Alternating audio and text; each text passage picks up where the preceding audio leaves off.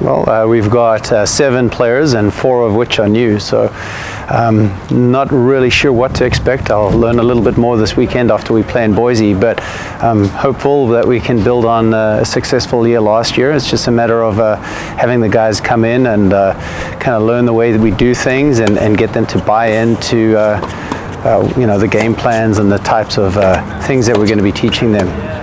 Talk a little bit about who's returning and who's new this year. Well, returning players, we have Gary Rendeck, and he's going to be our sole senior. We have Lucas Riedemar and Finn Losey, and they're sophomores.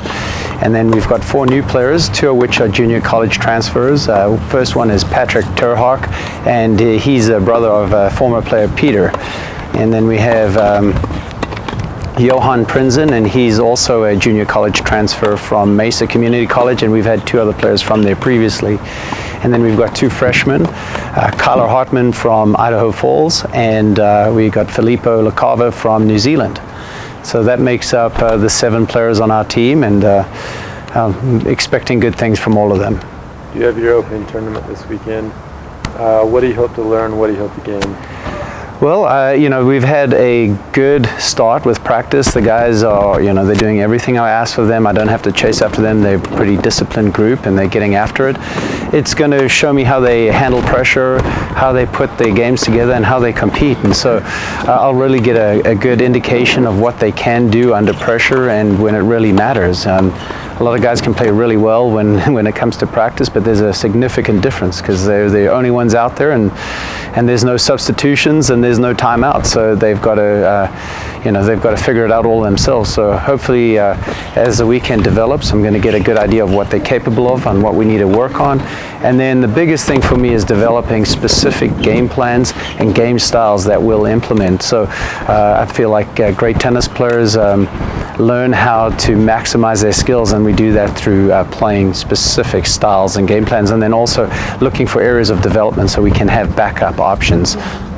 How important is what you do in the fall to prepare you for when conference starts in the spring? Well, it's critical. The sooner they can understand what we're trying to do, they can embrace some of the changes we're going to make and learn to play with discipline within certain game styles. Most of these players have never ever done this before, and the sooner they can really truly embrace it, the better off we're going to be. Sometimes it takes players a year to really fully understand. I hope it doesn't take a whole season of saying, all right, coach, I get it now, and then it's too late. So the hope is that they buy in right away and they embrace the ideas that we give them now, and then we'll have a more successful spring campaign.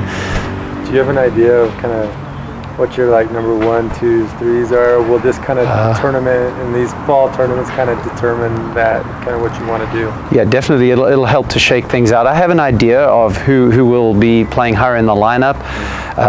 Obviously, from what I've seen so far, the returners, and it's fairly typical, the returners definitely have the upper hand, and they're definitely showing that they have, they've learned and they've improved from last year.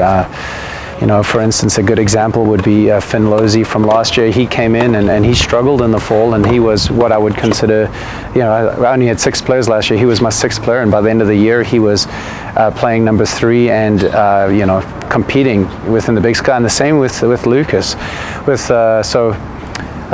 The returners, I'm looking for them to step up and show the way, and then I'm hoping that someone else will surprise me.